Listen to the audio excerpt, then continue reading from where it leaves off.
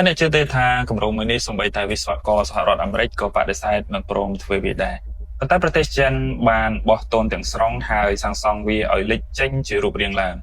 នេះគឺជាស្ពានទន្លេស៊ុយលូដែលជាស្ពានបែបបំពង់ដែកបំពេញដោយបេតុងដ៏ធំបំផុតនៅក្នុងពិភពលោកដូច្នេះតើវាមានភាពរឹងមាំកម្រិតណារចនាសម្ព័ន្ធទាំងមូលប្រើប្រាស់បេតុងពង្រឹងដោយសរសៃដែកប្រភេទ C80 ដែលជាសម្ភារៈមានភាពរឹងមាំជិត3ដងបើធៀបទៅនឹងបេតុងដែលប្រើប្រាស់ក្នុងស្ពានទូទៅ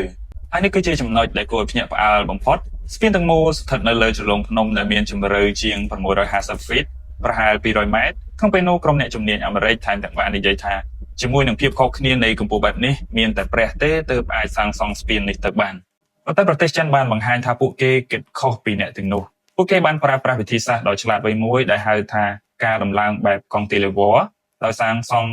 ចេញពីសងខាងនៃជ្រលងភ្នំម្ដងមួយផ្នែក រហូតដល់ផ្នែកទាំងពីរនៃស្ពានបានមកជួបគ្នាឥតខ្ចោះនៅចំណុចកណ្ដាលនៃអាកាសមុនពេលតភ្ជាប់គ្នាផ្នែកពាក់កណ្ដាលទាំងពីរបានព្យួរនៅលើអាកាសដូចជាដើមដៃដ៏ធំសម្បើមនៅលើមេឃដែលផ្នែកនីមួយៗត្រូវទ្រទម្ងន់ខ្លួនឯងរាប់រយតោនព្រមទាំងត្រូវតស៊ូជាមួយកម្លាំងខ្យល់បោកបក់យ៉ាងខ្លាំងផងដែរហើយនៅទីបំផុតស្ពាននេះត្រូវបានបញ្ចប់ដោយជោគជ័យស្របតាមផែនការដែលបានគ្រោងទុកយ៉ាងពិតប្រាកដ